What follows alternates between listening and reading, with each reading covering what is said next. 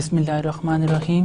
Math 327 functional analysis by doctor Talat Nazir. आज हम lecture number 18 study करेंगे। इसके अंदर हम आइसोमॉर्फिक नॉर्म स्पेसेस को स्टडी करेंगे कि किस तरह की स्पेसेस आपस में आइसोमेट्रिकली आइसोमॉर्फिक होती हैं, उनके दरमियान क्या रिलेशन एग्जिस्ट करता है। प्रीवियस लेसन जहाँ पे हमने स्टॉप किया था लेक्चर नंबर 17, उसमें हमने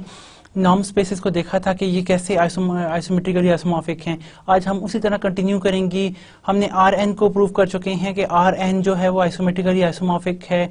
आर एन के ड्यूअल के। तो आज हम इससे रिलेटेड कोई इनफाइनाइट डायमेंशनल स्पेसेस की एग्जांपल्स को फर्दर स्टडी करेंगे about L P space, L Q space, space of all continuous functions, sequentially spaces. इनके लिए देखेंगे कि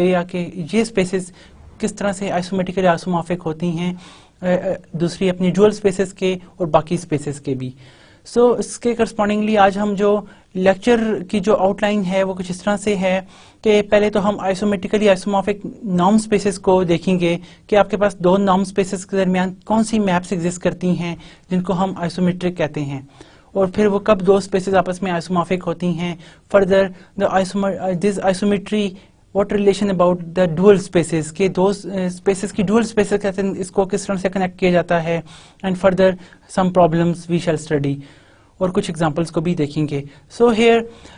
अब जिस तरह के हम पिछले लेक्चर में ये डिस्कस कर चुके हैं कि आपके पास ना कोई भी दो नॉर्म स्पेसेस हैं एक्स और वाई, दो नॉर्म स्पेसेस के तहत हम एक B of x Y set define करते हैं जिसमें collection of all bounded linear functions, bounded linear operators मौजूद होते हैं जो एक्स को वाई पर मैप करते हैं। तो इसी बी ऑफ एक्स वाई की जो कलेक्शन है इसको हम आगे मजीद लेकर जाते हैं। और हमने प्रीवियसली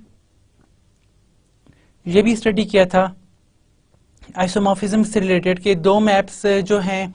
कोई भी आपके पास दो स्पेसेस हैं कब वो आपस में आइसोमॉर्फिक होते हैं। फॉर इंस्टेंस के आपके पास दो नॉर्म स्पेसेस हैं, एक एक्स और एक एक्स प्राइम, और टी आपके पास एक बाइजेक्टिव लीनियर ऑपरेटर अगर एग्जिस्ट करे सच दैट कि वो बाइजेक्टिव लीनियर ऑपरेटर जो है उसके तहत दोनों की लेंथ सेम है, कि दोनों नॉर्म प्रिजर्व करें कि norm of t x is same as the norm of x, तो हम कहते हैं कि such a mapping is a isomorphism between the norm space x onto the norm space x tilde। ये आपके पास एक ये आइसोमॉर्फिज्म कहलाती है। और इस तरह हम कहते हैं these two spaces x और x tilde are isometric norm spaces। ये दोनों चूंकि नॉर्म स्पेसेस के तहत आपके पास एक आइसोमेट्रिक नॉर्म स्पेस एग्जिस्ट कर गई, तो हम इसको आइसोमेट्रिक नॉर्म स्पेसेस के नाम से x और x tilde को जो है वो जानते हैं, ये इससे इसको कॉल करते हैं। तो आपके पास यहाँ पर ये हम ऑलरेडी देख चुके हैं। इसी तरह हमने लास्ट लेक्चर में आर एन और आर एन टिल्डा के दरमियान आइसोमेट्री को डिस्कस किया था कि आपके पास हमने देखा था कि डुअल ऑफ के जो आपके पास डुअल ऑफ आर एन है, डुअल ऑफ आर एन यानी कि collection of all bounded linear, ये क्या है आपके पास तमाम ऐसे इसमें फंक्शंस मौजूद होते हैं जिनको हम जो एक्स को यानी कि x यहाँ पे आपके पास क्या है, इन केस में सिंपल आर एन कहूँ कि R dual of R n क्या है, आर एन को जो ऐसे बाउंडेड लीनियर फंक्शनल्स जो किसी भी आर पर सेट आर पर मैप करते हैं, ये डुअल ऑफ आर एन, इसको हमने नेक्स्ट एक्स स्टार से भी डिनोट करते हैं। तो एक्स स्टार, और यहाँ पे चूंकि आपके पास आर एन का केस है and we further say that it's R n star,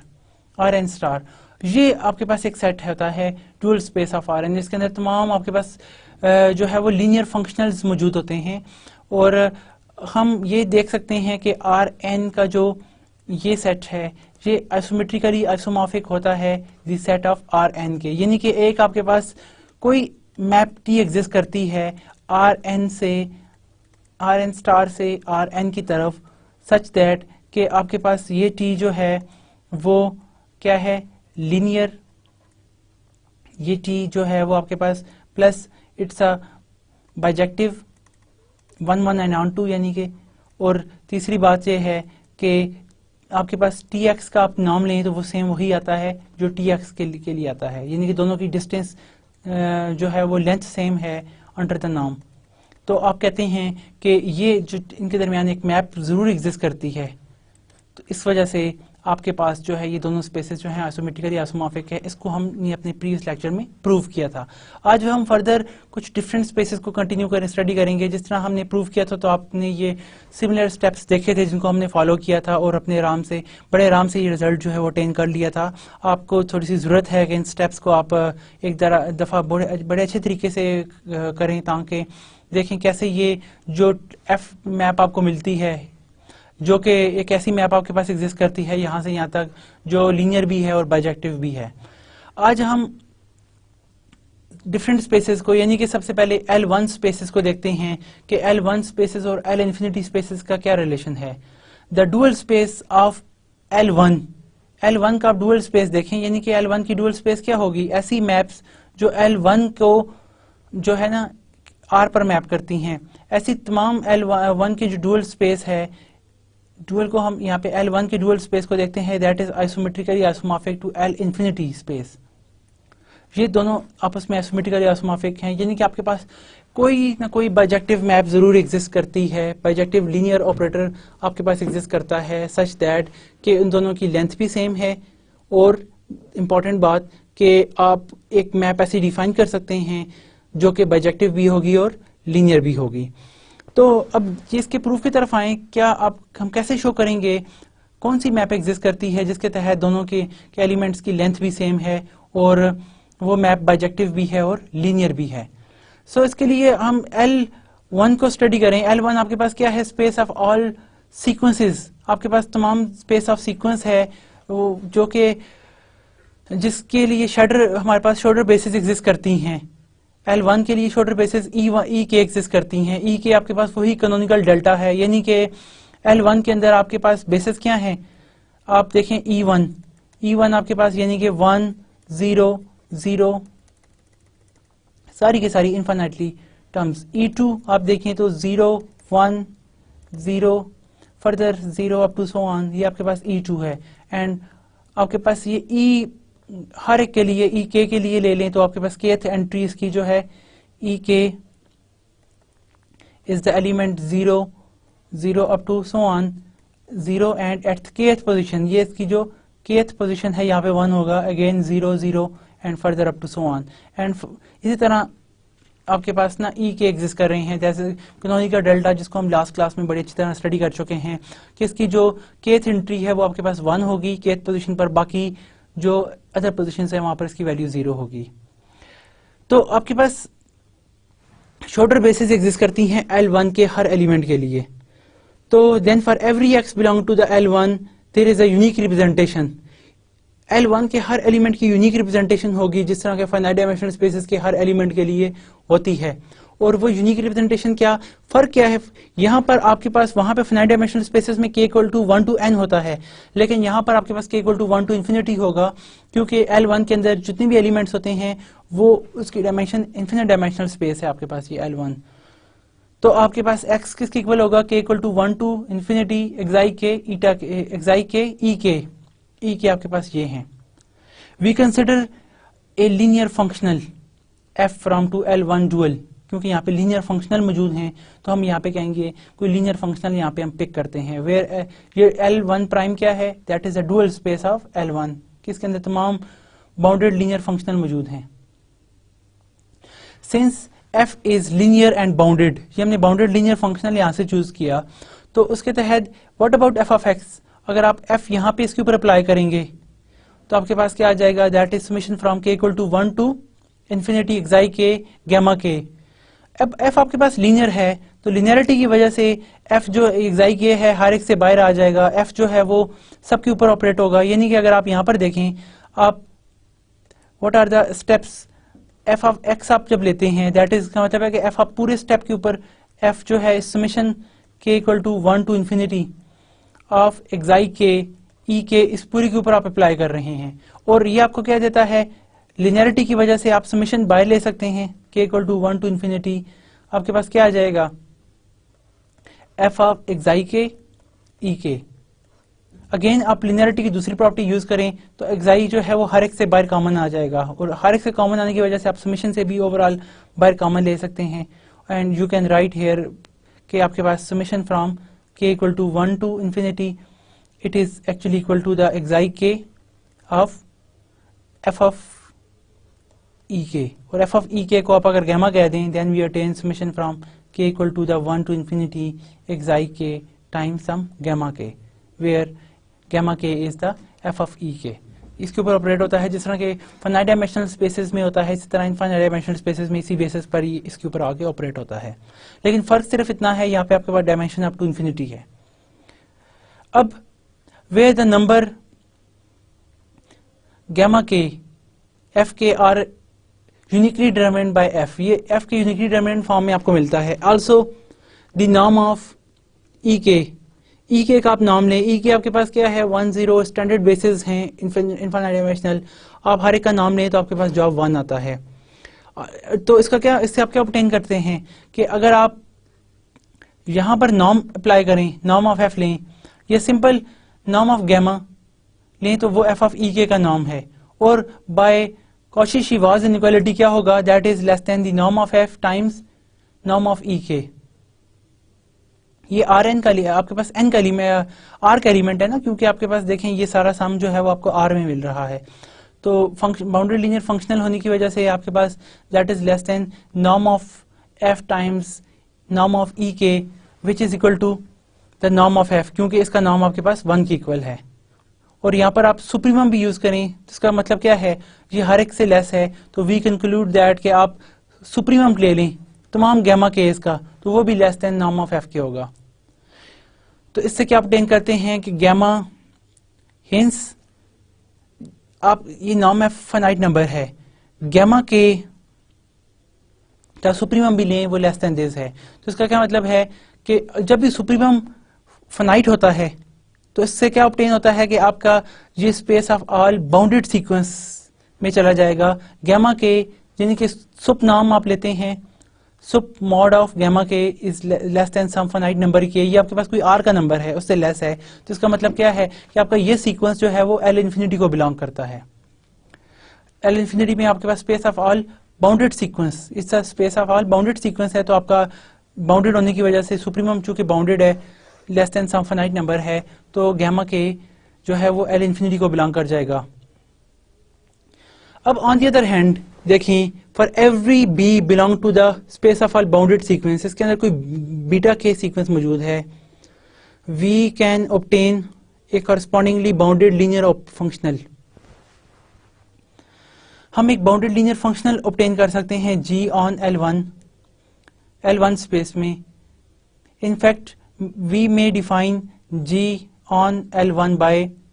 g of x equal to summation from k equal to 1 to infinity xi k beta k, where x equal to the xi k belong to the L1. On the other hand, अब यहाँ पर हमने देखा कि आपके पास gamma के जो है ना वो एल इन्फिनिटी को बिलोंग करता है. अब दूसरी तरह अगर हम कोई सीक्वेंस लेते हैं एल इन्फिनिटी स्पेस में, उसको हम बीटा के सीक्वेंस जिसको हम बी से डिनोट करते हैं, यानी बी कोई एलिमेंट है एल इन्फिनिटी का, तो एल इन्फिनिटी में सिर्फ सीक्वेंस ही मौजूद होते हैं, space of all bounded sequence. तो बाउंडेड सीक्वेंस के करस्पॉन्डिंग हम देखते हैं क्या बाउंडेड लीनियर फंक्शनल कोई एग्जिस्ट करता है L1 स्पेस में भी जी, सच दैट कि ऐसा डिफाइन करें कि gx का अगर gx की वैल्यू आपके पास इस फॉर्म में आ जाए कि summation from k equal to 1 to n xi k beta k इस फॉर्म में आपके पास आ जाए, where x equal to the xi k belong to the L1. तो आपके पास ये इस तरह का एक ऑपरेटर जरूर एग्जिस्ट करेगा, और वो ऑपरेटर लीनियर भी होगा और वो बाउंडेड भी होगा,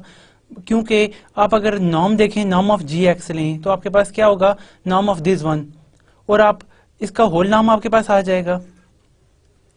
यहाँ पर अगर मैं स्टेप्स जो है वो प्रोसीड आपके सामने कर दूं कि gx का जब आप नॉर्म लेते हैं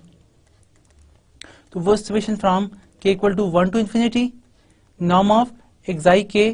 द बीटा k, इसका नाम आ जाएगा. और अगर that is further less than equal to norm की जो प्रॉपर्टी या मॉड की जो प्रॉपर्टी होती है वो क्या होती है आपके पास कि summation from k equal to triangular inequality just कि आपके पास आ जाएगा xi k mod into the beta k इस फॉर्म में, ये आपके पास इट्स अ ट्रायंगुलर इनइक्वालिटी, और दैट इज लेस देन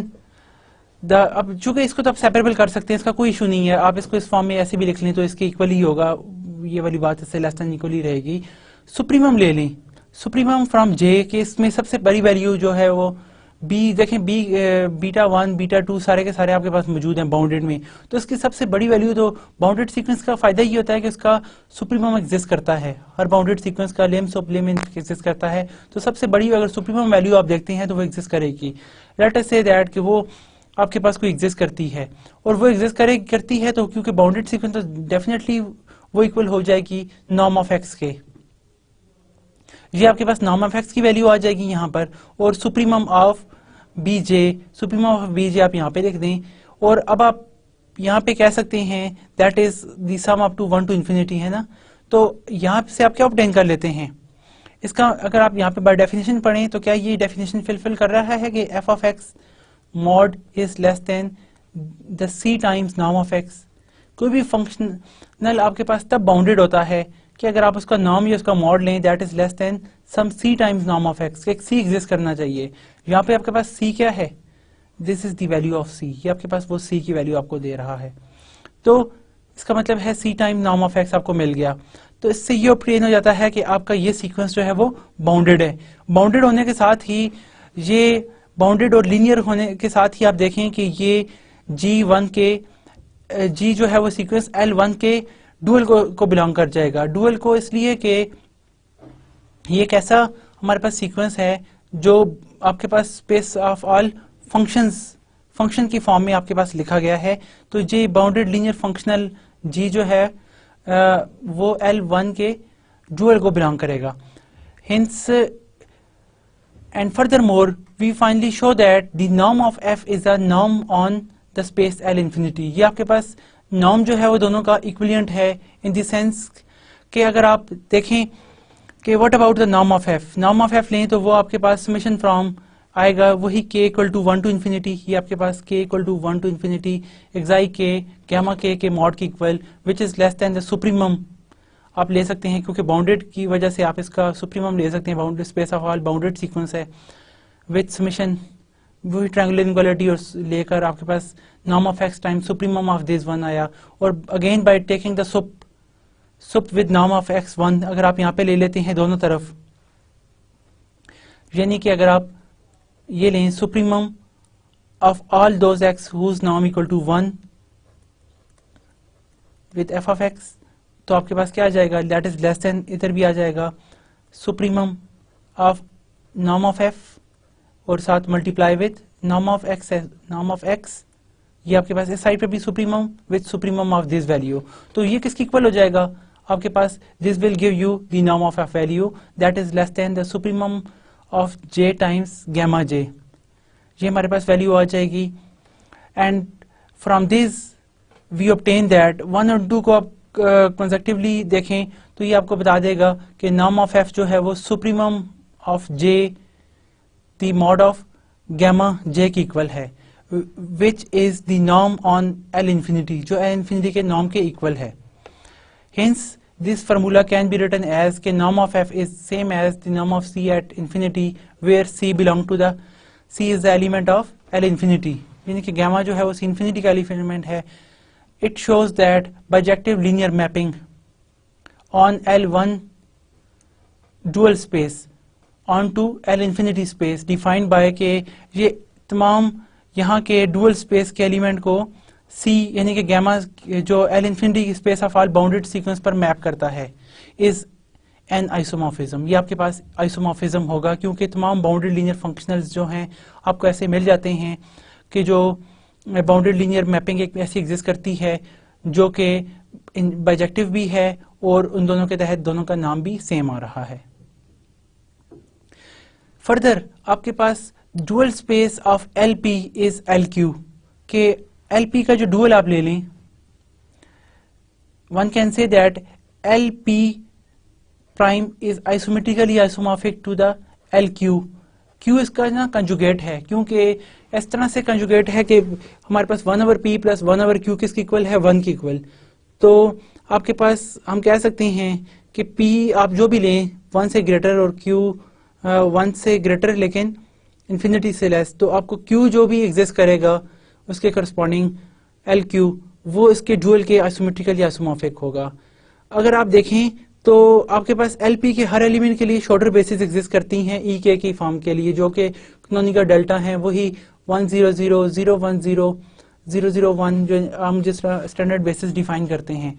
आपके पास जिस तरह प्रीसीडिंग एग्जांपल में हमने देखा कि वो एग्जिस्ट कर रही हैं, यहाँ पर भी आपके पास वो एग्जिस्ट करती हैं। Now then for every l belong to the l p space has a unique representation. L infinity के हर एलिमेंट के लिए हमारे पास एक यूनिक रिप्रेजेंटेशन एग्जिस्ट करती है। तो आपके पास एक्स के लिए क्या होगा, k equal to 1 to infinity xi k e के, आपके पास ये फॉर्म एग्जिस्ट कर जाएगी। नाउ वी कंसिडर दैट कि एफ आपके पास एल पी के कोलेयर से, हम ये जो एल पी कोलेयर हमने कहा इससे हम कोई मैपिंग एफ लेते हैं, वेयर दिस एल पी कोलेयर is a dual of l p. F आपके पास एक बाउंडेड लीनियर फंक्शनल है इस तरह से कि एफ एक्स पे लें तो आपके पास ये सेम वही रिप्रेजेंटेशन है, k equal to 1 to infinity xi k gamma के, वेयर गैमा के जो है एफ ऑफ ई के है आपके पास। Let q be the conjugate of p space, ये पी स्पेस के कंजुगेट है, and consider that x n equal to gamma n with xi n आप जो लेते हैं आपके पास इसके डुअल की इक्वल है, that is the gamma summation from gamma k q. ये आप इस तरह से कैनोनिकल इसकी फॉर्म डिफाइन कर लेते हैं कि इसकी वैल्यू 0 है अदर देन इसकी वैल्यू 1। ये हम इस तरह क्यों डिफाइन कर लें, ताकि आप इसका नॉर्म लेना, इसकी नॉर्म आपके पास 1 आ जाएगा। जो भी आप इसका नॉर्म क्यू लेते हैं, क्यू के तहत इसका नॉर्म 1 आएगा, इस वजह से हम इसको इस तरह से डिफाइन कर रहे हैं यहाँ पर। Now bye substituting this equation 10, आप इसकी वैल्यू को 10 में यहाँ पे प्लग इन करें, and then we attain that के देखें आपके पास ये रिलेशन होता है 1/p plus 1/q equal to 1। तो आप यहाँ से बड़े आराम से इनको क्रॉस मल्टीप्लाई करके ये फॉर्म अटेन कर लेते हैं, and further the f of x n is less than the norm of f, क्योंकि ये आपके पास इसकी मॉड वैल्यू से लेस होता है तो नॉर्म से तो डेफिनेटली लेस होगा by applying the Cauchy Schwarz inequality. और norm of f times x n का नॉर्म किसके इक्वल होगा, summation from xi k n P power 1/p, और वो आपके पास इक्वल आ जाएगा norm of f times summation from gamma k q -1 times p power 1/p। और फर्दर अगर आप इस रिलेशन से देखें तो what is this is the value p, आपके पास ये q की इक्वल है और q आपके पास यहाँ पे आ जाएगा। Together that is the sum from 1 to n, and together with this we attain that k f of n is f of x किसकी इक्वल है, समेशन फ्रॉम 1 to infinity आपके पास k equal to 1 to infinity xi k power q that is less than the norm of f times summation from gamma k q up to 1/p। ये वैसे मैं जल्दी से कर रहा हूँ, लेकिन ये नोटेशंस और आप रिजल्ट को वेरीफाई भी कर सकते हैं। And dividing the last factors, अगर आप लास्ट फैक्टर को डिवाइड कर दें दोनों तरफ, एंड यूजिंग दैट 1 माइनस 1/, जो p होता है वो 1/q की इक्वल होता है, क्योंकि आपके पास 1/p प्लस 1/q जो है वो 1 की इक्वल है। इसी को जस्ट इंटरप्लेट किया तो हम ये फॉर्म अटेन कर लेते हैं। इससे हमारे पास क्या आ जाएगा, summation from k equal to 1 to n the mod value of gamma k power q equal to the 1 minus 1/q, जो इक्वल होगा summation from k equal to 1 to n the mod value of gamma k power q power 1/q that is less than equal to the norm of f। ये आपके पास norm of f से less होगा। और since n is arbitrary, whenever we take limit as n tends to infinity, आप यहाँ पे चूंकि फाइनाइट केस ले रहे हैं, n tends to infinity भी लेंगे, आर्बिट्रेरी n के लिए होल्ड करता है तो infinity भी लेंगे, तब भी ये सम इससे लेस ही होगा अगर आप n tends to infinity कर लेते हैं। तो infinity वाले केस में आपके पास क्या आ जाता है, ये q फॉर्म में अगर आप देखें तो ये आपका सीक्वेंस जो है वो बाउंडेड सीक्वेंस बन जाता है, बाउंडेड बाय q। तो हम कह सकते हैं कि आपका ये गैमा के सीक्वेंस जो है वो एल क्यू को बिलोंग कर जाता है। और कन्वर्सली अगर हम देखें इसी रिजल्ट को, for any b belong to the b sequence है आपके पास बीटा के की फॉर्म का जो एल क्यू स्पेस में मौजूद है, we can get a corresponding bounded linear functional g q. हम एक g q bounded linear functional obtain कर लेते हैं। In fact that it may be define g on L p by setting, कि आप इस तरह से सेट कर लें कि जी आपके पास एक्स जो है वो summation from k equal to 1 to infinity xi k beta k की फॉर्म में, where x is equal to the xi k है जो कि बिलोंग करता है एल पी स्पेस को। Then this g is a linear operator. आप बड़े आराम से डिफाइन कर सकते हैं, ये शो कर सकते हैं कि जी में अगर आप कोई भी एक्स प्लस वाई लें तो वो क्या देगा आपको, summation from k equal to 1 to infinity xi k, हर एक्स की जो आपके पास रिप्रेजेंटेशन देखें यहाँ पे बीटा मिल रहा है तो हमें यहाँ पे बीटा 1 के भी मिलेगा प्लस बीटा 2 के भी मिलेगा। और अगर आप इसको देखें तो इस समेशन को आप यूनिकली आइडेंटिफाई कर सकते हैं, summation from k equal to 1 to infinity, यही एक्साई के जो है वो बीटा के साथ भी के 1 के साथ भी अप्लाई होगा और के 2 के साथ भी, यहाँ पे मैं 2 पावर में ले लेता हूँ, plus summation from k equal to 1 to infinity xi k जो है वो बीटा 2 के साथ भी मल्टीप्लाई हो जाएगा, दैट इज के, और वो आपके पास क्या होगा by definition, that is g of x plus that is g of y. Moreover you can show that कि जी ऑफ अल्फा एक्स किसकी इक्वल है। अब जी आपके पास जी ऑफ एक्स ये फॉर्म है, अब अल्फा आप जब भी अंदर मल्टीप्लाई करेंगे that is summation from k equal to 1 to infinity xi k times, यहाँ पे आपके पास जो है वो अल्फा मल्टीप्लाई होगा विद बीटा के साथ, और अल्फा चूंकि कांस्टेंट है पूरे सम के अंदर तो आप अल्फा को बड़े आराम से बाहर कॉमन भी ले सकते हैं, with the rest of thing is that k equal to 1 to infinity xi k beta के, और आपके पास ये सम किसकी इक्वल है, alpha same, that is sum the g of x, और ये आपके पास फॉर ऑल एक्स के लिए होल्ड करता है, जो आपके पास जो एक्स क्या है इसके लिए डोमेन सेट आपके पास एल, जो डोमेन सेट है इसके लिए एल क्यू है, और अल्फा जो है वो आपके पास कोई भी आप स्केलर ले लें आर स्क्वायर में, हर के लिए कंडीशन सेटिस्फाई करता है, hence g is linear and boundedness follows from the Holder inequality. Holder inequality अगर आप इस पे अप्लाई करें तो आपके पास होल्डर इनइक्वालिटी क्या करती है, दो पार्ट्स को स्प्लिट कर लेती है ना, होल्डर इनइक्वालिटी भी 1/p plus 1/q equal to 1 के लिए होती है, और इन दोनों पार्ट को दो से उसमें स्विच कर लेती है, and we attain that it's a bounded, और आपके पास ये बाउंडेड लीनियर ऑपरेटर जी है जो किसको बिलोंग करता है, एल क्यू के प्राइम को, यानी कि space dual bounded linear operator है, जी आपको ऐसा मिल गया जो कि एल पी के डुअल को बिलोंग करता है, it's a bounded linear functional defined on L P space के, जी क्या करता है, एल पी के एलिमेंट को आर पर मैप करता है, रियल नंबर हमें प्रोवाइड करता है। तो now finally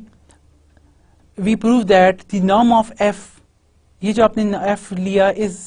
the norm of the space L Q, कि एफ आपके पास कहाँ से ऑपरेटर है, देखें अगर आप, हमने प्रीवियसली एफ जो अटेन किया था, एफ फंक्शन आपने डिफाइन किया था एक्स एन वाला, यहाँ पर आपका जो फंक्शन एक्स है वो एल पी के प्राइम्स को, एल पी के डुअल को बिलोंग करता है, यानी कि अगर कंसेप्टिवली दोनों को देखें तो ये आपका एल पी के डुअल को बिलोंग करता है। क्यू वाला फंक्शन जो है, जो एफ फंक्शन है आपके पास, एफ हमने जो डिफाइन किया था यहां पर, दैट इज एल पी के डुअल को, यानी कि एफ पी आपका जो फंक्शन है वो भी एल पी से आर पर एक बाउंडेड लीनियर आपके पास फंक्शनल है, और जी भी बाउंडेड लीनियर फंक्शनल है यहां पर इससे। Now we finally prove that कि दोनों के नॉर्म जो हैं, नॉर्म ऑफ एफ जो है वो क्या है, नॉर्म ऑफ एल क्यू का, यानी कि जो आपने पी पर नॉर्म डिफाइन किया है वही क्यू पर भी नॉर्म होता है, एल क्यू का और एल पी का नॉर्म सेम है। तो यहां पर जी जो है, ये वाला जी आपको बताता है कि आपका एग्जिस्टेंस है ऐसे नॉर्म की, कि ऐसा जी फंक्शन आपके पास जरूर एग्जिस्ट करता है, जो कि आपने एफ डिफाइन किया, आप इस तरह का कोई जी ऑब्टेन कर सकते हैं। अब यहाँ पर हम अगर होल्डर इनइक्वालिटी अप्लाई करें तो हम देखते हैं the mod of f of x is equal to the mod of summation xi k gamma के, ये इसकी जस्ट रिप्रेजेंटेशन है जो हम पीछे डिस्कस कर चुके हैं। एफ ऑफ के की रिप्रेजेंटेशन आपके पास क्या है जी, ये इसकी रिप्रेजेंटेशन है, वेयर गैमा के आपके पास, gamma k is the f of e के, जो इसकी यूनिक रिप्रेजेंटेशन हम अटेन करते हैं। बाय होल्डर इनइक्वालिटी अगर आप अप्लाई करें, ये देखें होल्डर इनइक्वालिटी जो हमने अपने पहले लेक्चर्स में देखी थी, तो समेशन फ्रॉम वन, ये समेशन इनफिनाइट समेशन है, summation from k equal to 1 to infinity आपके पास the mod value of xi k power p whole power 1 over p times summation from k equal to 1 to infinity the mod value of xi k power p whole power 1 over q power q whole power 1 over q, जिसमें Holder inequality हमेशा तब exist करती है जब 1 over p और 1 over q का sum equal to 1 हो। तो यहाँ पर आप देखते हैं, और पर्टिकुलर केस क्या होता है जब आप p को भी 2 ले लेते हैं, q को भी 2 ले लेते हैं, तो आपके पास 1 ओवर 2 प्लस 1 ओवर 2, और इस केस में हम इसको ना Cauchy-Schwarz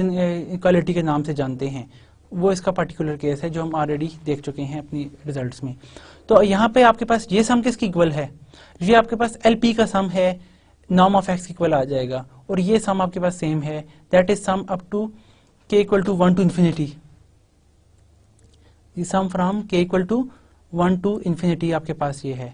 hints by taking the supremum, अब सुप्रीमम LP स्पेसेस में आपके पास ये होता है कि सुप्रीमम एग्जिस्ट करता है ओवरऑल, जो कि आपके पास p समेबल q समेबल, सुप्रीमम ले लें फॉर ऑल x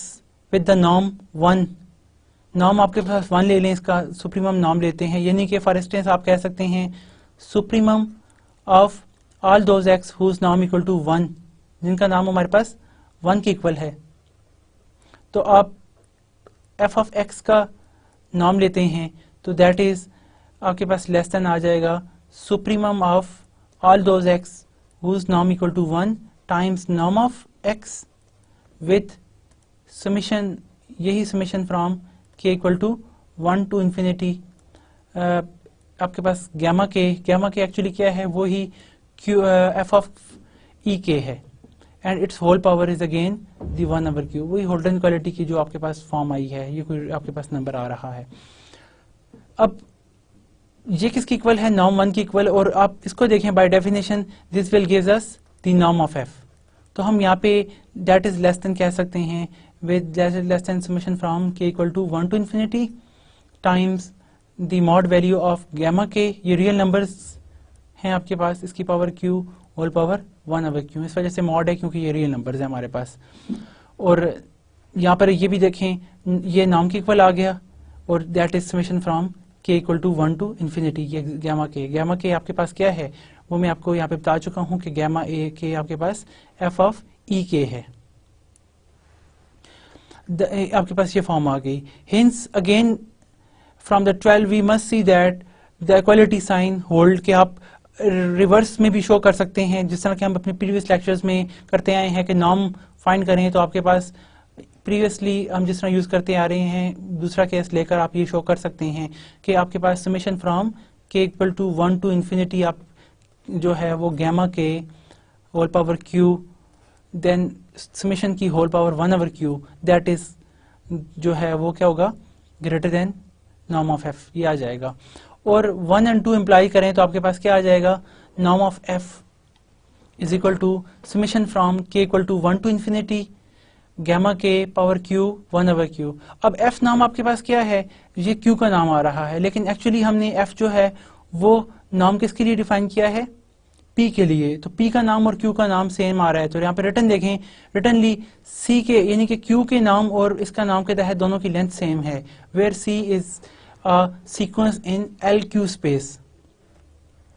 और गैमा के वही रिप्रेजेंटेशन है f ऑफ e k के, और x e k क्या है, आपके पास स्टैंडर्ड बेसिस हैं x के लिए, यानी कि LP स्पेस के लिए। दी मैपिंग, आपके पास एक ऐसी मैपिंग मिलती है आपको जो क्या करती है, कोई भी आपके पास ऐसी मैपिंग आपके पास एग्जिस्ट करती है जो LP स्पेस के डुअल को मैप करती है LQ के ऊपर, और ये मैप आपके पास T जो है वो लीनियर भी है, हम देख चुके हैं T is linear, it's plus bounded, ये आपके पास लीनियर प्लस बाउंडेड मैप है, और also this is a bijective map, क्योंकि दोनों का नाम की लेंथ भी सेम है, इसका इनवर्स भी एग्जिस्ट करता है, T इज बाइजेक्टिव। तो T बाउंडेड लीनियर बाइजेक्टिव है and then also from 3 follows that के दोनों जो है नॉन प्रिजर्विंग भी हैं, so that there is both spaces are isomorphism, कि आपके दरमियान आपके लिए यानी कि टी एक आइसोमॉर्फिज्म एग्जिस्ट करता है इन दोनों के दरमियान, it is an T is an isomorphism. और हम कह सकते हैं कि हमारी जो एल पी स्पेस है it is isometrically isomorphic to the space L Q.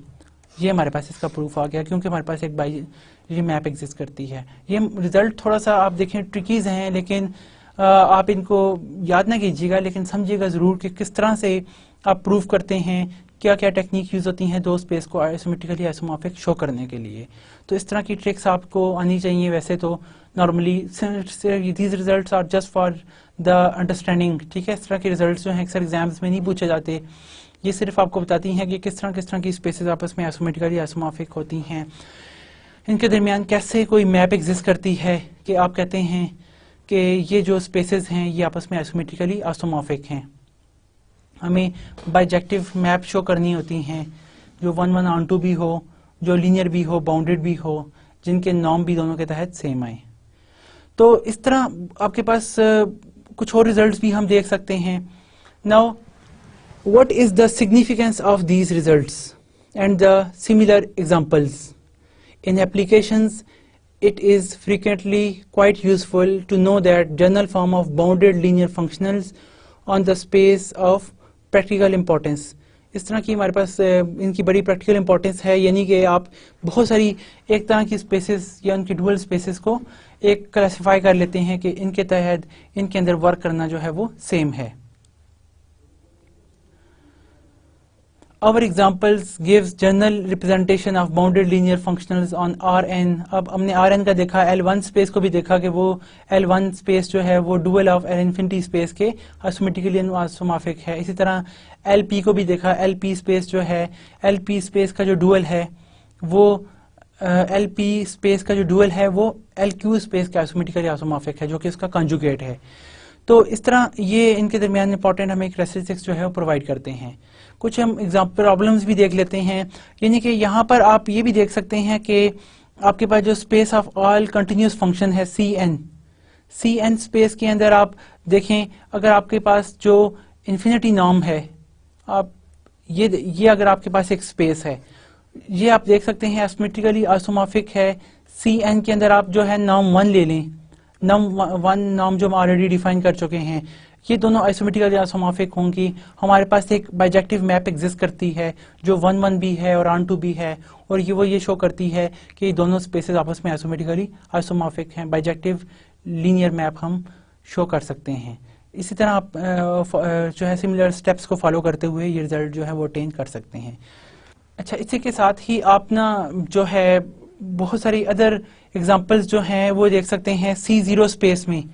Space of all functions या स्पेस ऑफ ऑल सीक्वेंसेस, उसमें जो आपका इन्फिनिटी नॉर्म है,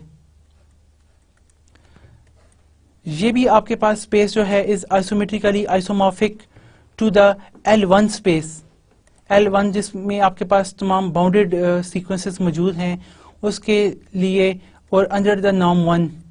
ये दोनों स्पेस जो है अगेन आपके पास आइसोमेट्रिकली आइसोमॉर्फिक होंगी। ये प्रॉब्लम्स आप जो है ना बड़े आराम से अटेम्प्ट कर सकते हैं।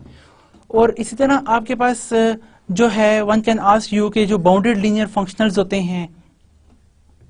b ऑफ एक्स वाई, ये हमारे पास क्या होती है कि ये is a norm space. Actually ये हमारे पास एक नॉर्म स्पेस होती है। तो नॉर्म स्पेस में हमें कोई पूछ सकता है कि what are the norm space, क्या होती है कि आपके पास इसमें तमाम ऐसे f मौजूद होते हैं जो x को y पर मैप करते हैं, जो हमारे पास बाउंडेड प्लस लीनियर हैं, लीनियर ऑपरेटर्स हैं। ये हमारे पास तमाम बाउंडेड और लीनियर ऑपरेटर्स की कलेक्शन है। अब इसमें अगर ये स्पेस है तो what are the zero operators. Zero operator, इसमें हमें स्पेस में तो पता है ना कि what are the zero. Space में हम कहते हैं नॉर्म स्पेस है, तो स्पेस में तो जीरो भी मौजूद होता है, तो zero also belong to the b of x y. अब कौन से जीरो क्या होगा इस स्पेस में? जीरो जो है ना वो आपका जीरो ऑपरेटर होता है। जीरो ऑपरेटर ऐसा ऑपरेटर जो x को y पर मैप करे, और ये भी नॉर्म स्पेस है, ये भी नॉर्म स्पेस है, नॉर्म स्पेस में 0 होते हैं, और यहाँ पर आप देखें ये ऐसा ऑपरेटर है जो हर x को 0 पर मैप करे, जिसका आंसर 0 आए। तो हम कह सकते हैं कि इसमें जो 0 ऑपरेटर्स है ना, वो इसके 0 एलिमेंट्स हैं। तो आपके पास नॉर्म स्पेस के अंदर जो है 0 मौजूद होते हैं, तो यहाँ पर 0 जो है वो आपके पास 0 फंक्शंस होते हैं, ऐसे फंक्शंस जो आप हर किसी भी x पर आप लगाएं तो आंसर आपका 0 आए। तो ये आपके पास इसके अंदर 0 एलिमेंट्स भी मौजूद होता है वेक्टर स्पेस के अंदर। ये बाउंडेड भी होते हैं, ये लीनियर भी होते हैं, आप इनकी ये कैरेक्टरिस्टिक सेटिस्फाई कर सकते हैं, बाकी भी आप इस तरह से रिलेटेड रिजल्ट्स इनके देख सकते हैं। तो आज के हमने लेक्चर में बेसिकली आइसोमेट्री देखी, आइसोमॉर्फिज्म रिलेशन देखा, कैसे दो स्पेसेस को आपस में इंटरलेट किया जाता है, कैसे हम देखते हैं कि आपके पास बाउंडेड लीनियर फंक्शनल एग्जिस्ट करते हैं जो दो स्पेसेस को आपस में जो है इनकॉर्पोरेट करते हैं अंडर सम रिलेशन। तो आप जब भी दो डिफरेंट स्पेसेस लें x और x टिल्डा, इनके दरमियान हम देखते हैं क्या कोई एक ऐसा फंक्शन f एग्जिस्ट करता है जो आपके पास f जो है इज बाउंडेड प्लस लीनियर, ये बाउंडेड और लीनियर हो, और फर्दर आल्सो ये f आपके पास जो है बाइजेक्टिव भी हो। बाइजेक्टिव यानी कि it's a 1 1 and onto, आपके पास 1 1 और ऑन टू जो है वो ऑपरेटर एग्जिस्ट कर रहा है। और फर्दर मोर ओवर एक और बात भी सेटिस्फाई करे, वो कौन सी? मोर ओवर के आपके पास नॉर्म ऑफ f आप लेते हैं, norm of f of x में कहूं कि इसका, तो वो आपके पास सेम वही आता है जो नॉर्म ऑफ x आता है। यानी कि देखें यहाँ पर x आपके पास एलिमेंट यहाँ से आता है, f ऑफ x एलिमेंट कहाँ आता है? x टिल्डा का, यानी कि ये वाला एलिमेंट आपके पास x टिल्डा को बिलोंग करता है। x टिल्डा के तहत और x के तहत दोनों की लेंथ, दोनों की मेजरमेंट सेम आती है। तो आप इसका मतलब क्या है कि ये दोनों स्पेस आपके पास आइसोमेट्रिकली फिर आइसोमॉर्फिक होती हैं। तो यहाँ पर हमने देखा कि क्या आपके पास इस तरह की कोई f मैप की एग्जिस्टेंस है। If there exist some map then we say that these are isometrically isomorphic. इसी तरह अब हम आइसोमेट्री की नई एग्जांपल देखते हैं। फॉर इंस्टेंस कि अगर हमारे पास Cn the space of all जो है वो n डायमेंशनल कॉम्प्लेक्स स्पेस हो, और हम देखते हैं कि ये जो है इसकी जो डुअल लेते हैं वो दूसरी के स्पेस के जो है आइसोमेट्रिकली आइसोमॉर्फिक होते हैं। हेयर इन दिस एग्जांपल यानी कि आप देखें कि Cn ये हमारे पास यूनिटरी स्पेस है, the space of complex numbers of n dimensional complex numbers हमारे पास स्पेस है। इसके अंदर हम अगर नॉर्म डिफाइन करते हैं, नॉर्म इन्फिनिटी, जिस तरह के आपके पास ये है। अब हम देखते हैं कि अगर हम इस स्पेस का अंडर दिस नॉर्म, अगर हम इस स्पेस का डुअल लें, the dual of this space is isometrically isomorphic to the space Cn under the norm 1। norm 1 हम देखेंगे कि ये आपके पास किस तरह से डिफाइन है और आइसोमेट्री हम किस तरह से प्रूव करते हैं। फॉर इंस्टेंस के ये प्रूव करने के लिए हम let us take some standard basis, या हम जो यूजुअल बेसिस लेते हैं E1 E2 En of for En। हमें पता है कि जिस तरह हर फाइनाइट डायमेंशनल स्पेस के जो एलिमेंट्स होते हैं उनके लिए बेसिस जरूर एग्जिस्ट करती हैं ताकि आप उनके एलिमेंट्स को इससे जनरेट कर सकें। तो इसी तरह E1 E2 En जो है वो आपके पास ना Cn स्पेस है, space of all complex numbers of degree n। इसके आप एलिमेंट्स के लिए जो बेसिस जो आपके पास गिवन है, then every continuous linear functional f on Cn can be express uniquely of the form के। अब देखें यहाँ पर हो रहा क्या है एक्चुअली कि आप x आप एक एलिमेंट लेते हैं Cn में से, तो Cn के एलिमेंट आपके पास किस फॉर्म के होंगे? Summation from the alpha i, यहाँ पे मैं कह देता हूँ for i equal to the i की वैल्यू आप ले लेते हैं 1 to the n, और हमारे पास यहाँ पे क्या है? दी अल्फा i ei, क्योंकि ei बेसिस है, कोई ना कोई स्केलर मल्टीप्लाई करेंगे तब वो आपके पास x का एलिमेंट आएगा। तो आप इस तरह कोई भी आर्बिट्रेरी x आप लेते हैं किसके अंदर? Cn के अंदर। ये आपके पास Cn का एलिमेंट है, space of all complex numbers आपके पास ना, यहाँ से ऑफ डिग्री n हमने ये ले लिया। अब जब आप इसके ऊपर f अप्लाई करते हैं, then what we have, f apply करेंगे यानी कि मैं अगर आपको यहाँ पे स्टेप्स बताऊं भी, f ऑफ x जब हम लेते हैं तो क्या होगा? f एक लीनियर मैप है आपके पास, लीनियर फंक्शनल क्या करेगा? f इस समेशन के ऊपर अप्लाई होगा, समेशन फ्रॉम वही आपके पास i equal to 1 to n, इस तरह अल्फा i ei, और अब अगर आप लिनियरिटी को देखें, चूंकि आपके पास यहाँ पे क्या है, मैं अगर एक्सपेंड करके लिखूं ना ताकि आपको हर बात समझ आ जाए, हम कहते हैं alpha 1 E1 plus the alpha 2 E2 plus up to so on, ये फाइनाइट आपके पास एलिमेंट्स हैं, चूंकि ऑर्डर n है तो आपके पास यहाँ पे अल्फा n En ये फॉर्म है x की जिसके ऊपर हमने f अप्लाई किया। f आपके पास क्या है, लीनियर फंक्शनल है, तो लीनियर फंक्शनल क्या करेगा, f जो है वो हर एक टर्म के ऊपर अप्लाई हो जाएगा और स्केलर बाय कॉमन भी आ जाएंगे, और आप इसको लिख सकते हैं लीनियरिटी की वजह से L1 f of E1 plus L2, चूंकि L2 आपके पास ये क्या है, दीज आर स्केलर्स, स्केलर्स आपके पास हमेशा बाहर आ जाते हैं लीनियर ऑपरेटर में, E2 इसी तरह plus up to so on, finally आपके पास alpha n f of En, ये हमारे पास फॉर्म बन गई। तो आप इसको hence one can write it that कि आपके पास i equal to 1 to n, यहाँ पे आपके पास alpha i f of ei, ये आपके पास फॉर्म आपके पास आ गई। तो इसका मतलब क्या हुआ कि अपने बाउंडेड लीनियर ऑपरेटर आप लगाया, तो ये किसका एलिमेंट है, ये भी आपके पास ना Cn का एलिमेंट होगा, क्योंकि आपके पास f जो है वो एक ऑपरेटर है Cn से, तो आप Cn के एलिमेंट पर ऑपरेटर अप्लाई करते हैं, then you will attain the element like in this form again in the Cn। अब यहाँ पर अल्फा i स्केलर हैं, और देखें आपके पास f of E1 f of 2 ये बेसिस हैं सारी की सारी Cn अगेन के लिए, तो क्लियरली आपके पास ये जो है ना f of E1 f of E2 up to f of En, ये आपके पास एक n डायमेंशनल एक एलिमेंट मिल जाता है आपको, let us say that it is a u, आपने इसकी तमाम यानी कि टपल्स को u का नाम दे दिया, और ये एक Cn का एलिमेंट होगा, space of complex number of n dimensional. तो आपके पास ये आपको अगेन उसी में Cn के अंदर एलिमेंट मिल गया, यानी कि हमने एक f मैपिंग डिफाइन की जो Cn को Cn पर मैप करती है, और वो बाउंडेड लीनियर भी है। नाउ अगेन वी डिफाइन, अब आपके पास क्या है, इसका मतलब है कि आपके पास इस तरह की मैपिंग एग्जिस्ट करती हैं जो Cn से Cn पर हैं। अब हम इन Cn की मैपिंग के लिए जितने भी बाउंडेड लीनियर फंक्शनल हैं, Cn स्टार जो हम आपके पास ना space of all bounded linear functional from Cn to the R set of real number, वो हम एक उन तमाम कलेक्शन के लिए एक T मैप लेते हैं। T आपके पास एक ऑपरेटर है जो Cn स्टार को C पर मैप करे, सच दैट कि इसमें डोमेन क्या है, तमाम f आ रहे हैं जो Cn स्टार ऐसे f हैं जो Cn को Cn पे मैप करते हैं, जिस तरह कि आपने देखा f आपके पास है Cn को Cn पे मैप कर रहा है, और वो एलिमेंट आपका u है, और इसको ऐसे डिफाइन करते हैं कि आप जो भी f ऑफ इसमें अप्लाई करते हैं f ऑफ x, तो आपके पास जो आप जो है ना वो कोई u आंसर आता है, that is equal to the f of E1 f of E2 up to so on f of En, ये n टपल आपको एलिमेंट मिल जाता है। Now then this T operator is bounded and linear, ये आपके पास ये लीनियर भी होगा और बाउंडेड भी होगा। उसकी क्या वजह है, आपके पास ना देखें f आप इसमें अप्लाई करते हैं बाउंडेड लीनियर फंक्शनल, अगर आप इसमें दो बाउंडेड लीनियर फंक्शनल अप्लाई करें T में, आप ना यानी कि f1 प्लस f2, जब आप ये दो लेते हैं तो व्हाट हैपन कि आपके पास यहाँ पे क्या आ जाएगा,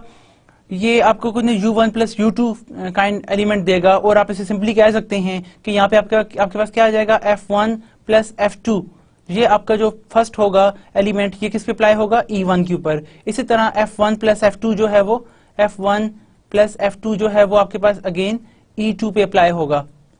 इस तरह से। तो हमारे पास ये एक n टपल एक और एलिमेंट आपके पास बन गया n टाइम्स, और आपके पास ये लीनियर फंक्शनल की वजह से क्या हम कर सकते हैं, f लीनियर है तो f जो है वो आपके पास, यहाँ पर मैं फर्स्ट टर्म आपको सिर्फ एक्सप्रेस करके बताता हूँ, f1 भी E1 पे अप्लाई होगा प्लस f2 भी यहाँ पे आपके पास E1 पे अप्लाई होगा अगेन कॉमा, इसी तरह f1 भी E2 पे अप्लाई होगा प्लस f2 भी आपके पास E2 पे अप्लाई होगा, और अप टू सो ऑन, इस तरह की फॉर्म। और अगर आप इसको टर्म को देखें, यहाँ से अगर मैं नीचे वाली स्लाइड पे इसको कंटिन्यू करूं तो आप देख सकते हैं व्हाट वी हैव कि हम इसको दो हिस्सों में स्प्लिट कर सकते हैं, f1 E1 f2 E2 आपके पास अप टू ये सो ऑन n टर्म्स के लिए जितना भी आपके पास आगे जाता है, और प्लस इसी तरह f2 E1 आपके पास ना, यहाँ पे देखिए मैंने f1 हर के लिए अलग किया, यहाँ पे f2 E1 f2 E2 और आपके पास अप टू सो ऑन, ये भी n टर्म्स के लिए हमारे पास वैल्यू बन गई। एंड व्हाट हैपन, ये आपके पास क्या मिलेगा, this is t of f1, और प्लस ये क्या आपके पास अगर इसे देखें t ऑफ f2, तो आपने ये लिनियरिटी की फर्स्ट कंडीशन देख ली। इसी तरह आप जब अल्फा के साथ अप्लाई करेंगे, t टाइम अल्फा आप यहाँ पर लेंगे, फॉर इंस्टेंस कि मैं अगर यहाँ पे लिखूं कि आप जब भी लेंगे t of alpha f, then always you attain alpha times the t of f, ये आपको आउटपुट मिल जाएगा। और इन दोनों कंडीशंस की बुनियाद पर, जिस तरह कि आपने ये देखा कि आपका ये वाला एलिमेंट जो है ये इक्वल आता है किसके, इस लास्ट एंड वाली टर्म के, these two concludes that कि your f is linear operator। ये linear भी है, बाइजेक्टिव भी है। बाइजेक्टिव क्यों है? cn के एलिमेंट को अगेन cn पर मैप करता है और आप देखते हैं कि हर एलिमेंट को यूनिकली रिप्रेजेंट करता है। So it is 1 1 and onto. तो आपको 1 1 और ऑन टू और लीनियर ऑपरेटर ही मिल गया। अब देखते हैं कि आपके पास ना क्या ये ऑपरेटर जो है आपको क्या नॉर्म देता है। तो इसके नॉर्म के लिए हम फर्स्ट ऑफ ऑल कि एफ आपका बाउंड, चूंकि एफ हमने ये ऑपरेटर लिया, डिफाइन किया, ये बाउंडेड लीनियर ऑपरेटर है हमारे पास, सी एन हमने जो डिफाइन यहाँ पे कंसिडर किया था। अब बाउंडेड लीनियर ऑपरेटर यानी कि उसकी वजह क्या है कि हमारा जो टी मैप है ये कहाँ से है, सी एन स्टार स्पेस जो है उसको सी एन पे मैप करता है। तो यहाँ पे आपके पास सारे बाउंडेड लीनियर फंक्शनल मौजूद हैं। तो वो बाउंडेड लीनियर फंक्शनल जो भी आपके पास यहाँ पे एफ होता है जिसके ऊपर आप टी अप्लाई करते हैं तो आपके पास आंसर कोई आपको एलिमेंट मिलता है अगेन सी एन का। उसके लिए एफ चूंकि आपके पास बाउंडेड लीनियर फंक्शन है सारे के सारे ये वाले एफ। अब अगर हम एफ का मॉड लें, एक्चुअली एफ है आपके पास क्या, अगर मैं यहाँ पे आपके पास स्टेप्स को अप्लाई करता हूँ आपको बताऊं तो आपके पास एफ ऑफ एक्स किसकी फॉर्म में था, यानी कि alpha 1 f of e 1 plus इसी तरह up to so on final term आपके पास थी alpha n f of e n, ये आपके पास फाइनल टर्म है। अगर आप इसके ऊपर मॉड लगाते हैं, mod of f of x, तो आपके पास क्या आ जाएगा, इस होल टर्म के ऊपर मॉड आ जाएगा alpha 1 f of e 1 plus up to so on and then plus the alpha n f of e n, आपके पास ये मॉड आ गया। अगेन अब मॉड में क्या होता है, हमें पता है mod of a plus b is always less than the mod of a plus mod of b and hence we conclude that, अगर आप इस प्रॉपर्टी को यहाँ पे लगाएं तो हम कह सकते हैं the mod of alpha 1 f of e 1 आपके पास ये आ जाएगा, प्लस इसी तरह mod of alpha 2 f of e 2 और लास्ट टर्म आपके पास क्या आ जाएगी, the mod of alpha plus the mod of alpha n f of e n, ये हमारे पास फॉर्म आ जाएगी। और अल्फा बी आपको इसको फर्दर अगर आप इसको यहाँ पे राइट करना चाहें तो आप इसे समेशन की फॉर्म में भी लिख सकते हैं, तो आपके पास ये सम आ जाएगा, यानी कि one can write here that summation from i equal to 1 to n mod of alpha i f of e i, ये हमारे पास फॉर्म बन गई। अब जब हमें ये फॉर्म बन गई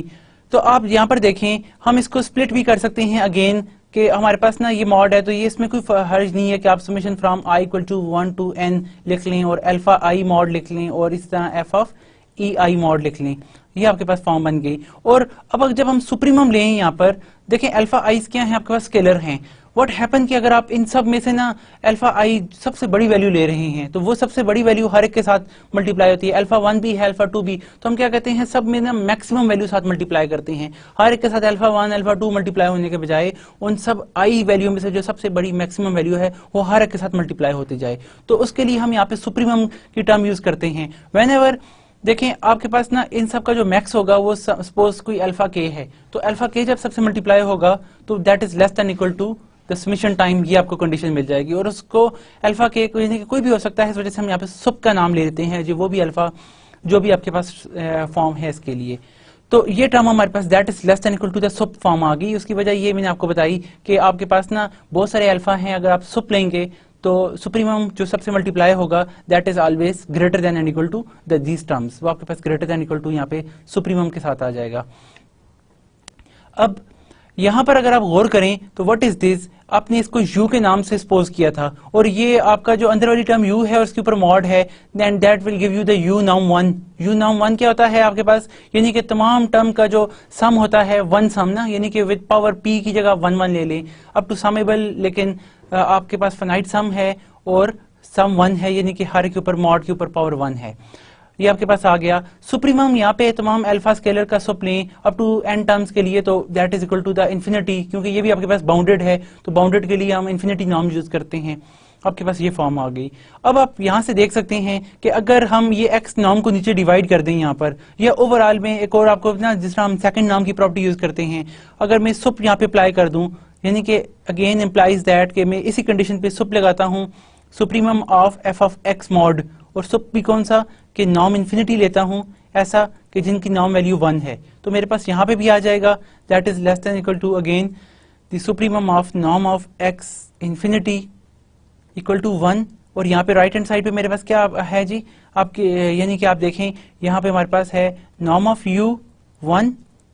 times norm of x infinity, अब x इन्फिनिटी नॉर्म 1 लगाया तो आपके पास ये किसकी इक्वल आ जाएगा, by definition this is equal to the norm of f। ये आपको नॉर्म ऑफ f दे देगी लेफ्ट हैंड साइड, और राइट हैंड साइड हमारे पास क्या आ जाएगी, नॉर्म यहाँ पे 1 है, नॉर्म 1 होने की वजह से आपको ये value supremum norm 1 gives you the value 1, again only the u norm 1 आपके पास रह जाएगा, x इन्फिनिटी जो है वो आपके पास नॉर्म 1 की वजह से खत्म हो जाएगा वहां से, यानी कि उसकी वैल्यू 1 है तो 1 मल्टीप्लाई जो भी करें वो सेम उसके साथ ही रहता है। तो इसकी वजह से हमारे पास ये कंडीशन आ गई। अगेन अब now choose some arbitrary element के, आपके पास ना कोई आर्बिट्रेरी एलिमेंट ने x इक्वल टू cn के अंदर ना x नॉट ले लेते हैं जिसकी value alpha 1 alpha 2 up to cn है, वेयर अल्फा आई क्या है, ये अब अगेन हम कैनोनिकल डेल्टा की फॉर्म लेते हैं ऐसे एलिमेंट्स कि हम उनका मॉड लें तो वैल्यू 1 आ जाए, अदरवाइज उनकी वैल्यू 0 आ जाए। इस तरह की हम कुछ टर्म्स डिफाइन करते हैं। एफ ऑफ ई एन के अंदर नॉट इक्वल टू 0 है तो हमारे पास ई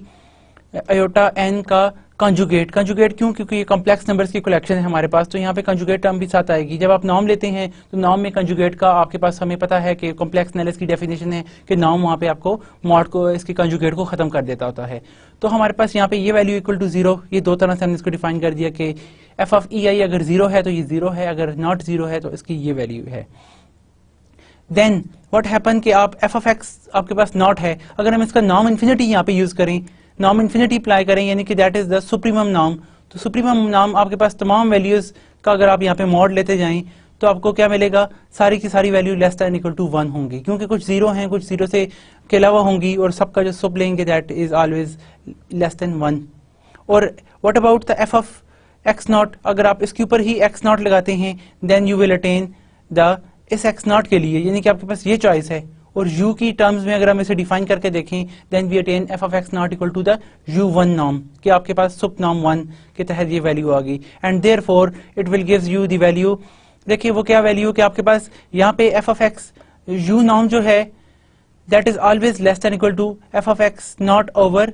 the norm of x naught. अब ये क्योंकि आपके पास ना, हमने यहाँ पे देखा कि आपके पास x naught norm infinity less than and equal to 1 है, तो आप 1 से लेस कोई भी चीज जब डिवाइड करेंगे तो आपके पास ये again less than equal to,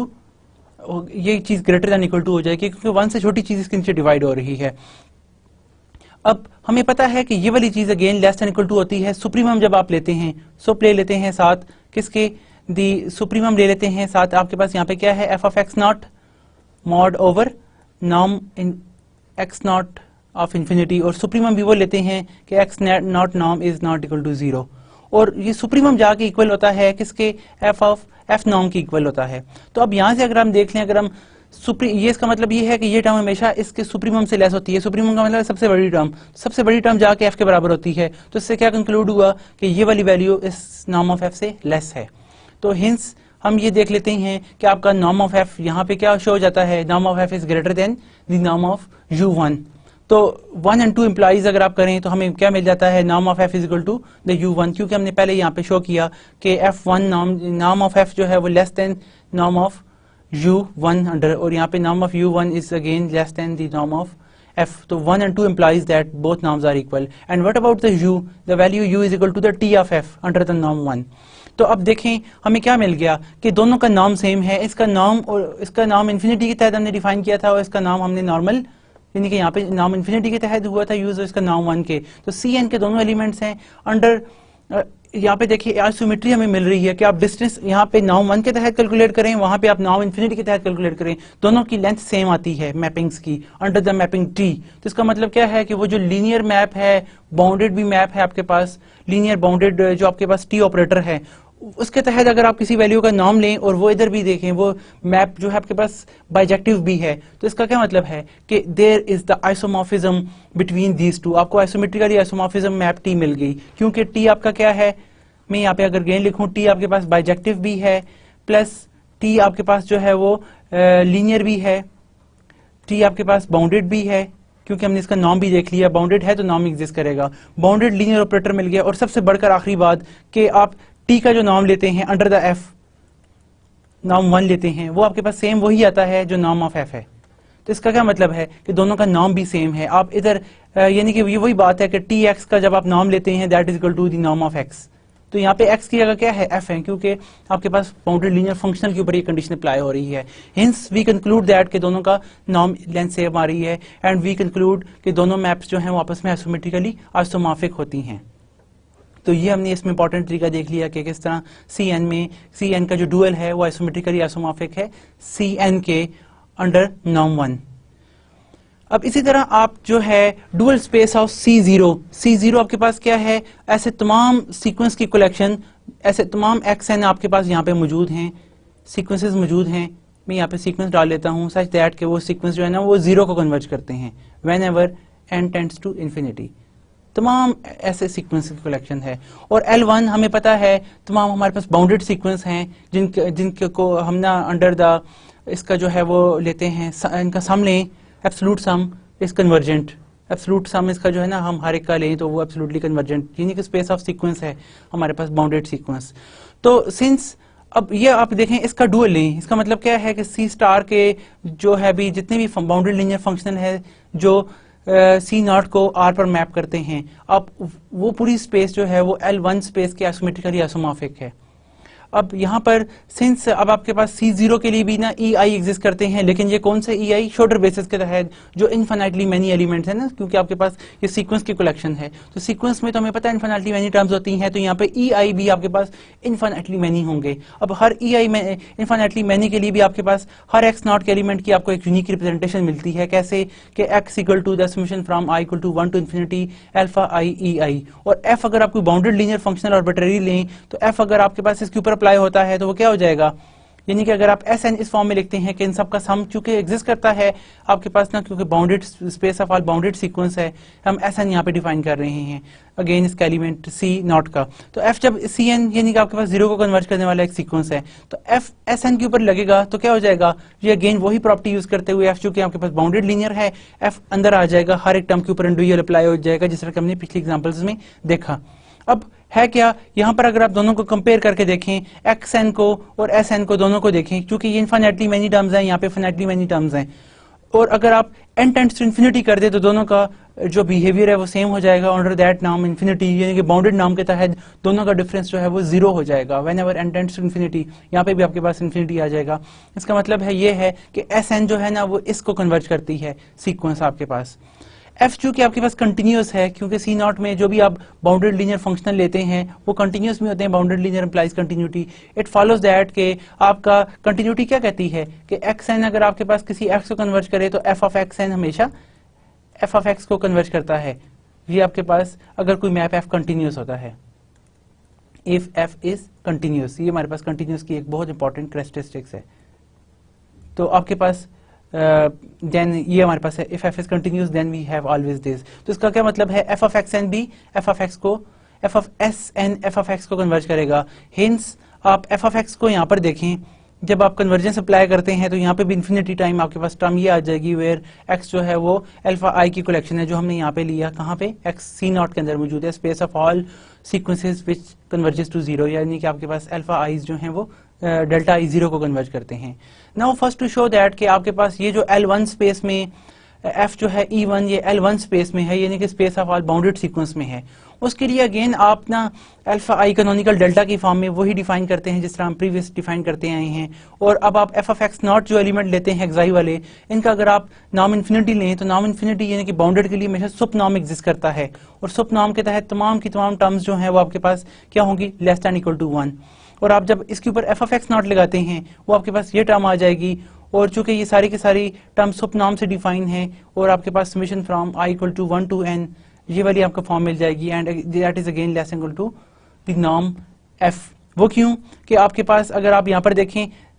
less than हो जाएगा अगर आप सुप ले लें, सुप्रीमम भी वो वाला जिसमें आपके पास ना तमाम x0 जो है उनका नॉर्म लें इन्फिनिटी, तो वो आपके पास 1 की इक्वल आए, तो वो नॉर्म आगे नॉर्म 1 जो है वो तब जाके नॉर्म ऑफ f की इक्वल होता है। हेंस ये आपके पास फॉर्म बन की। तो इसका मतलब क्या हुआ है, ये नॉर्म एग्जिस्ट करता है, f ऑफ x0 जो है वो बाउंडेड हो गया। f ऑफ x0 जब बाउंडेड हो गया तो इसका मतलब क्या है कि हेंस वी कंक्लूड दैट कि आपका वो f ऑफ E0 जो है वो L1 को स्पेस को बिलोंग करता है, क्योंकि L1 स्पेस में तमाम बाउंडेड सीक्वेंस मौजूद होते हैं। This is true for all and therefore आपके पास ये समेशन जो है इन सब का बाउंडेड है। हिंस आपका ये जो एफ ऑफ E1 जो सीक्वेंस है ये L1 स्पेस को बिलोंग कर जाता है। ऑल्सो इसका समेशन जो है हमने देखा यहाँ पे जिस तरह के ये तमाम n के लिए less than norm of this है, तो इन्फिनिटली मैनी के लिए भी नॉर्म जो है वो less than norm of f होगा। और इसी तरह नाउ वी कैन डिफाइन के t जो आपके पास C नॉट x स्टार से L1 स्पेस के ऊपर हम डिफाइन करते हैं दैट द t आपके पास f equal to the u, इस तरह से आपके f ऑफ यानी कि एक t आपने वो जिस तरह ऑपरेटर डिफाइन करते हैं C नॉट से L1 के ऊपर, तो आपके पास ये मैप जो है वो लीनियर भी होगा, बड़ी इजीली हम प्रूव कर सकते हैं, और ये बाइजेक्टिव भी होगा। उसकी वजह ये है कि हम देखेंगे जब भी f 0 होगा तो TF भी 0 होगा। तो इसका मतलब क्या है कि ये t जो है वो 0 को 0 पर मैप करता है। इसका मतलब है कि इन्वर्स एग्जिस्ट करता है। इन्वर्स तभी एग्जिस्ट करता है जब आपके पास कोई ऑपरेटर जो है वो आपके पास वो बाइजेक्टिव हो। तो इस तरह हम बाइजेक्टिव प्रूव कर लेते हैं, यानी कि आपका t जो है वो 1 1 है। ऑन टू भी है, ये सेम कंसीक्वेंस हम यूज कर सकते हैं। ऑल्सो सपोज दैट के y आपके पास कोई अल्फा j सीक्वेंस है L1 के अंदर, देन ये सीक्वेंस आपके पास बाउंडेड है क्योंकि अल्फा L1 में तमाम सीक्वेंस बाउंडेड सीक्वेंस मौजूद होते हैं। This series is absolutely convergent for each x equal to the alpha i। हर अल्फा i के लिए जो C नॉट में बिलोंग करते हैं, C नॉट में क्या है, space of all sequences which converges to 0। तो अब आप कोई g सीक्वेंस डिफाइन कर दें C नॉट से जो है आपके पास स्केलर k की तरफ, तो g ऑफ x जब भी लेंगे हमारे पास summation from i equal to 1 to infinity alpha i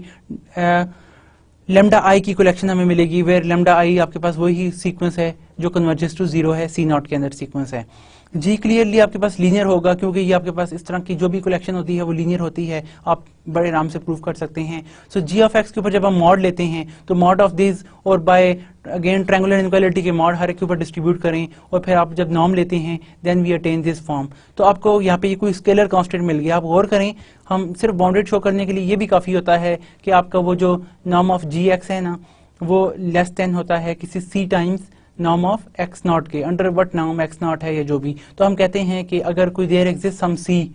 हमें कोई भी सी पॉजिटिव मिल जाए फाइनाइट नंबर, तो हम कहते हैं कि हमारा ये जो जी एक्स है वो बाउंडेड है। Hence G is bounded and G जो है वो आपके पास सी नॉट के स्टार को बिलोंग करता है, डुअल ऑफ दिस। तो आपको इससे क्या हो जाता है, हर एक के लिए आपके पास बाउंडेड सीक्वेंस मौजूद है हर एलिमेंट के लिए। तो इसका मतलब क्या है, T x is onto map. अब टी एन आपके पास बाउंडेड भी है, ऑन टू भी है। Now we finally prove that के क्या इन दोनों की नॉन प्रिजर्विंग सेम आती है। अगर नॉन प्रिजर्विंग सेम आती है तो वी कंक्लूड दैट के both are isometrically isomorphic. Now finally prove that के क्या इनके नाम सेम आते हैं, जिस तरह मैंने अभी आपसे शेयर की बात। जब आप नॉर्म ऑफ एफ लेते हैं that is less then absolute the norm of summation of this, क्योंकि आप वैसे नाम लेते हैं तो नाम बाहर आता है और हर एक का that is less than the norm of individual term. हर एक में समेशन जब लेते हैं जिस तरह कि हम ट्रायंगुलर इनइक्वालिटी अप्लाई करते हैं, अगेन वही सिमिलर स्टेप्स जो हम हर जगह करते आ रहे हैं कि अल्फा आई का डेल्टा इसका mod of alpha mod of lambda I का आप सुप लें तो हर एक टर्म के लिए मल्टीप्लाई करें तो that is less than equal to this one, और ये बाय डेफिनेशन क्या होगा, ये सेम ही रहेगा। इन सब का सुप लें तो ये बाउंडेड सीक्वेंस का सम है और अंडर द नॉर्म इन्फिनिटी, आपको सुप नाम हमेशा इन्फिनिटी नाम के इक्वल होता है, then we attain this one. और अब आपके पास क्या हुआ कि ये आपको फाइनाइट नंबर मिल गया। अब मैं क्या करता हूँ, सबके ऊपर वही सुप नाम अगर दोनों तरफ डिवाइड कर दूं कि sup of all X under the norm infinity, ऐसा ये वाला इधर भी और इधर भी, तो ये आपके पास 1 की इक्वल हो जाएगा।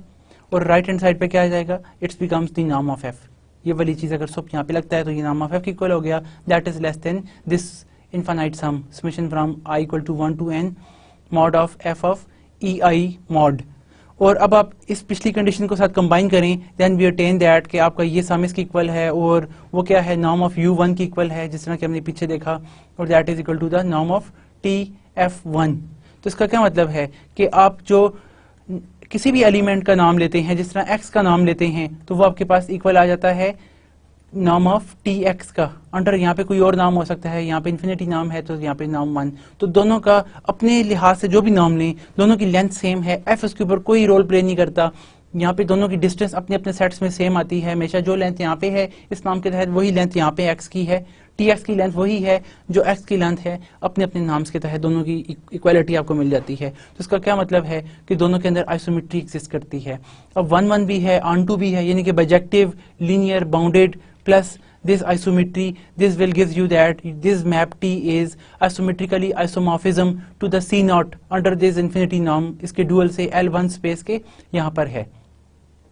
L1 के यहाँ पे आपको मिल गया। Hence we conclude that these both spaces are isometrically isomorphic spaces, यानी कि इन दोनों का स्ट्रक्चर बिल्कुल सेम है, जो नाम यहाँ पे डिफाइंड है उधर वो नाम डिफाइंड है, उसके तहत एक मैपिंग मिल गई कि जो काउंटिंग आप यहाँ पे करें वही काउंटिंग यहाँ पे है, चाहे वो आइडेंटिटी मैप है, जो वट एवर दिस मैप, जो कि 1-1 भी है, ऑन टू भी है, बाउंडेड भी है, लीनियर भी है। तो इससे क्या मतलब है कि आपके पास दोनों स्पेसेस का स्ट्रक्चर सेम है। तो ओवरऑल आज के हमने लेसन में देखा कि जो आपके पास आइसोमेट्रिकली आइसोमॉर्फिज्म होता है वो Rn से Rn भी देख चुके हैं हम। इसी तरह हमने इनफाइनाइट डायमेंशन स्पेसेस के अंदर भी देखा कि कैसे जो स्पेसेस हैं वो एक दूसरे के साथ जो है वो रिलेट करती हैं। C0 स्पेस ऑफ ऑल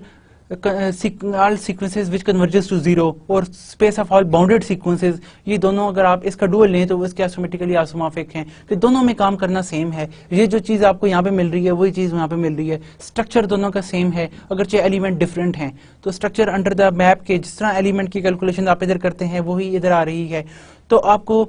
ये बहुत सारी स्पेसेस को कलेक्ट करना, उनके बारे में जो है ना अच्छी तरह जानना, ये आपको सारा स्ट्रक्चर जो है इस बारे में जो है इनकरेज करता है। तो ओवरऑल हम ये सारी परफॉर्मेंस देख चुके हैं। तो आई होप कि आपको आइसोमेट्रिकल आइसोमॉर्फिज्म का अच्छी तरह अंदाजा हो गया होगा कि किस तरह हम जो है वो मैप लेते हैं जो आइसोमेट्रिकली आइसोमॉर्फिक होती है।